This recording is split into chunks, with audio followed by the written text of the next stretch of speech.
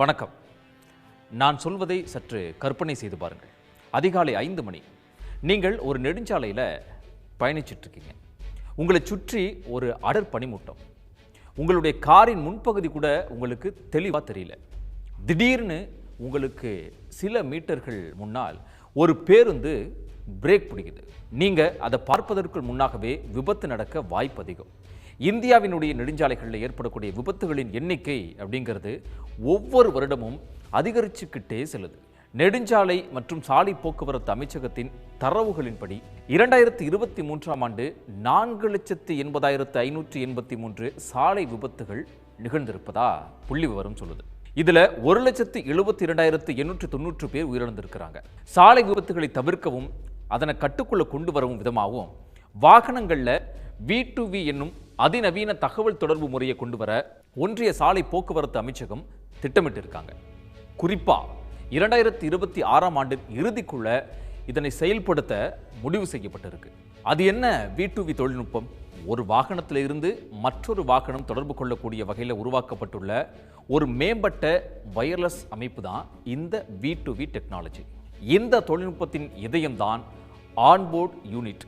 இது வெறும் ஒரு சாதாரண சென்சார் கிடையாது, மாறா அலைவரிசையில் இயங்கக்கூடிய ஒன்று. இது உங்களுடைய வாகனத்தினுடைய வேகம், திசை, இருப்பிடம் மற்றும் பலவற்றை பற்றிய நிகழ்நேர தரவை பரிமாறிக்கொள்ள உதவுது. இந்த விவரங்களை வினாடிக்கு பல முறை பகிர்ந்து கொள்ளக்கூடிய வகையில் இது வடிவமைக்கப்பட்டிருக்கு. இதுதான் V2V டெக்னாலஜியில் இருக்கக்கூடிய சிறப்பு அம்சங்கள். சரி, இந்த V2V எப்படி செயல்படும் அப்படின்னு பார்க்கும்போது, நீங்கள் பயணிக்கக்கூடிய ஒரு சாலையில் உங்களுக்கு முன்னால் செல்லக்கூடிய வாகனம் கண்ணுக்கு தெரியாத அளவுக்கு ஒரு அடர் பனிமூட்டம் இருக்கும்போது அந்த வாகனம் நிற்பதையோ அல்லது சென்று கொண்டிருப்பதையோ உறுதி செய்து இந்த V2V என்ன செய்யும் அப்படின்னா உங்களுக்கு ஒரு எச்சரிக்கை கொடுத்து உங்களை விபத்திலிருந்து பாதுகாக்கும். இப்போ V2V பொருத்தப்பட்ட ஒரு வாகனம் திடீரென பிரேக் போடும்போதோ அல்லது ஒரு சிக்கலை எதிர்கொள்ளும் போதோ உங்களுடைய காரின் டேஷ்போர்டில் உடனடியாக ஒரு சத்தத்தை எழுப்பி ஒரு வெளிச்சத்தை கொடுத்து இது ஒரு எச்சரிக்கையை கொடுக்கும். இதனால் விபத்து நடப்பதற்கு சில நொடிகள் முன்பாகவே உங்களால் சுதாரித்து கொள்ள முடியும். அது மட்டும் இல்லாமல் இது செல்லுலார் V2X, CV2X அப்படிங்கிற தொழில்நுட்பத்தை பயன்படுத்தி இயங்கக்கூடிய ஒன்று.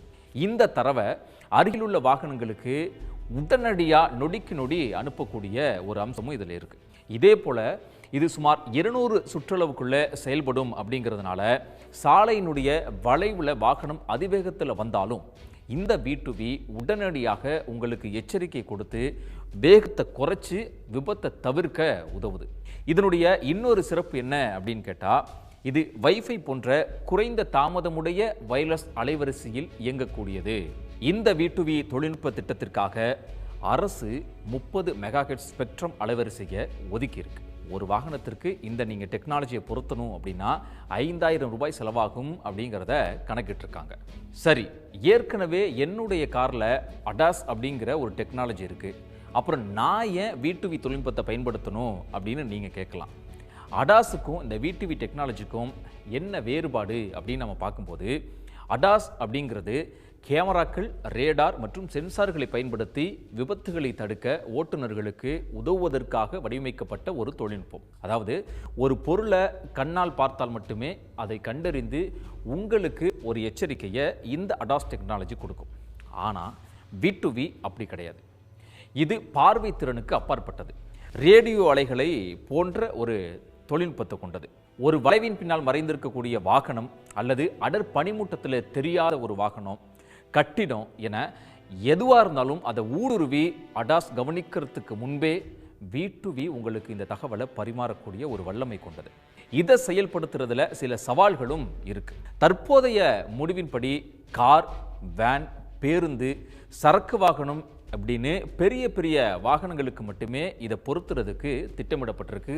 ஆனால் இந்திய சாலைகளில் 4 சக்கர வாகனங்கள் அல்லது 8 சக்கர வாகனங்கள் இந்த மாதிரியான வாகனங்களை விட 2 சக்கர வாகனங்கள் தான் அதிகமாக இயக்கப்படுது.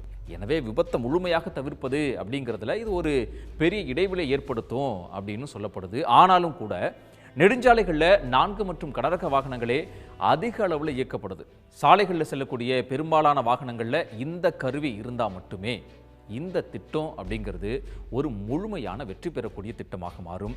என்னதான் கருவி எச்சரிக்கை கொடுத்தாலும் ஓட்டுநர் சரியான நேரத்தில் செயல்படலை அப்படின்னா விபத்தை தடுக்க முடியாது அப்படிங்கிறதையும் நாம் கவனத்தில் எடுத்துக்கணும். சரியான வேகத்தில் செல்வதும் சாலை விதிகளை மதிப்பதும் நம்மை பாதுகாக்கும் என்பதை உணர்ந்து இந்திய சாலைகளை விபத்தில்லாத சாலைகளாக மாற்றும் இந்த முயற்சிக்கு தயாராகும். நன்றி, வணக்கம். உடனுக்குடன் செய்திகளை தெரிந்து கொள்ள சன் நியூஸ் பெல் ஐகானை கிளிக் பண்ணுங்க.